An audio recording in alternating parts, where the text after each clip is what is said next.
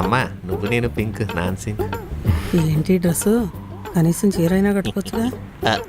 Love ఏంటో ఈ sir వాళ్ళకి అసలు డిసిప్లినే లేదు. త్రిపుర సుందరేని. మీ అమ్మాయి మాకు బాగా నచ్చిందండి. మేమే మీ ఇంటికి వద్దాం అనుకున్నాం. ఇదిగో పిల్లలు ఇలా కలవాలన్నారు.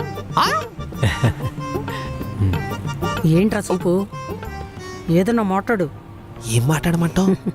మా వాడు ఎక్కువ మాట్లాడండి. అవును సార్, నేను ఎక్కువగా మాట్లాడను. సార్ ఏంట్రా? రెస్పెక్ట్ ఇస్తానమ్మా సారీ. ఏం పర్లేదండి, నేను అంతే. మగవాళ్ళని సర్ అని, ఆడవాళ్ళని మేడం అని పిలుస్తాను. రెస్పెక్ట్. అవునా అండి? మరి ట్రైన్లో చప్పట్లు కొడుతూ వచ్చే వాళ్ళు ఏమని పిలుస్తారండి? డిస్గస్టింగ్.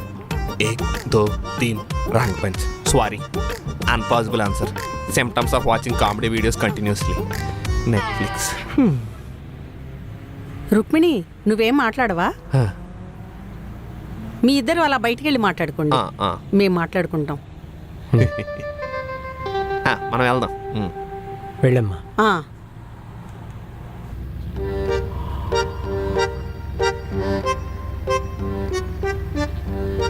Madam madam. ముందు మీరు మేడం మేడం అంట మానేయండి.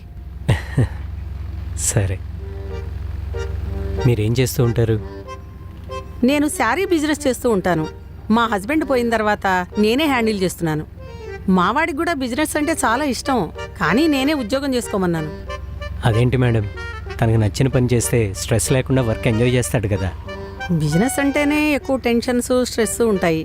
అదే ఉద్యోగం అయితే సెక్యూరిటీ కదా. సారీ మేడం, ఈ విషయంలో నేను మీతో ఒప్పుకోలేను. మా అమ్మాయిని చూడండి, తనకు నచ్చిన పని చేస్తుంది.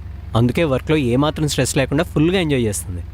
ఏం గొప్పలు చెప్తున్నాడబ్బా ఈయన కూతురు.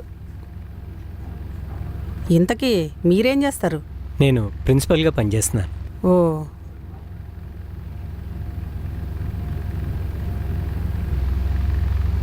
మీరేదో అన్కంఫర్టబుల్గా ఉన్నట్టున్నారు మేడం.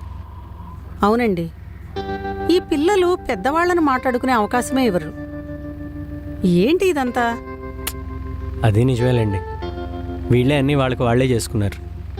మనకే అవకాశం ఇచ్చారు. అసలు మా అమ్మాయికి ఒక మంచి యువ సంబంధం వచ్చిందండి, కానీ ఇదిగో మీ అబ్బాయి కావాలని పట్టుకు కూర్చుంది. అందుకే దీనికి ఒప్పుకోవాల్సి వచ్చింది. పిల్లల్ని వాళ్ళ ఆనందాలకి వాళ్ళని వదిలేయాలి. మా అబ్బాయికి మంచి సంబంధం వచ్చింది, ఇదిగో ఈ అమ్మాయినే చేసుకుంటానని పట్టుబట్టాడు, అందుకనే ఒప్పుకోవాల్సి వచ్చింది. అది నా ఉద్దేశం మీ అబ్బాయిని తక్కువ చేయడం కాదండి. మీరు తక్కువ చేసినంత మాత్రాన మేం తక్కువైపోతామా? మావాడు తక్కువైపోతాడా? ఎవరికి ఉండాల్సింది వాళ్ళకే ఉంది. అందరూ గొప్పలు చెప్పుకోరు కదా. అంతేలేండి. ఆ డ్రెస్ ఏంటో ఆటోమేటిక్. ఎవరైనా అలాగ వస్తారా? అట్లీస్ట్ చీరకట్టు రావచ్చు కదా.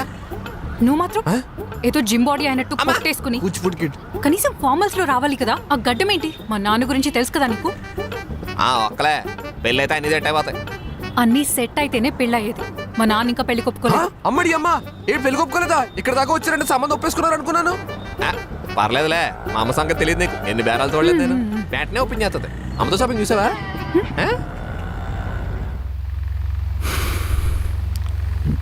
సరే మేడం, మాకు టైం అవుతుంది, మేము బయలుదేరుతాం. మాకు కూడా చాలా పనులున్నాయి, వెళ్ళండి. నమస్కారం. ఈ ఏదో పంచలే తగ్గించుకోమని. వీటికే నవ్వుతున్నారు, ఏం చేయమంటావు? నాన్న వస్తున్నారు, ఏదో ఒకటి మాట్లాడు. ఏం మాట్లాడమంటావు? నాకు గుర్తురాట్లేదు. ఇందాక చెప్పిన జోక్ ఇంప్రెషన్ అంతా పోయింది. నాకు తెలియదు, ఏదో ఒకటి వెళ్దామా? మాట్లాడు. సార్ ఒక్క నిమిషం.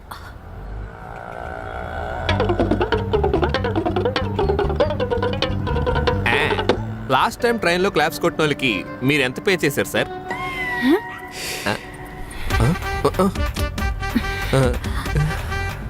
రుక్కు, వెళ్దాం పద. నాన్న సార్ ఒక్క నిమిషం. మా అమ్మ మీకు ఓకే కదా? మా అమ్మకి మీకు ఓకే కదా ఈ మ్యారేజ్?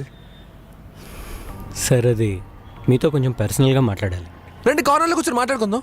ఇక్కడ కాదు, రుక్కు మీ అమ్మగారు లేకుండా కొంచెం ప్రైవేట్గా మాట్లాడాలి. మెన్స్ వాష్రూమ్కి వెళ్దాం అంకుల్, అక్కడ ఉన్న ప్రైవసీ ఇంకెక్కడ ఉండదు.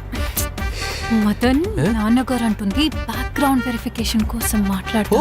బ్యాక్గ్రౌండ్ వెరిఫికేషన్ అయితే సంబంధం ఓకే అనమాట. అప్పుడే కాదు, ముందు బ్యాక్గ్రౌండ్ వెరిఫికేషన్ అయ్యాక అప్పుడు చూద్దాం. వెళ్దాం రా. నానా, మదన్ వాళ్ళ అమ్మగారితో ఒకసారి. నేను తీసుకెళ్తాను, మీరు నుంచోండి. సరే కూర్చోండి. పద, నాన్నగారు మంచిరే రుక్కుకి ఈసారి ఎలా బ్యాడ్ నచ్చారు? పర్సన్ కాదు.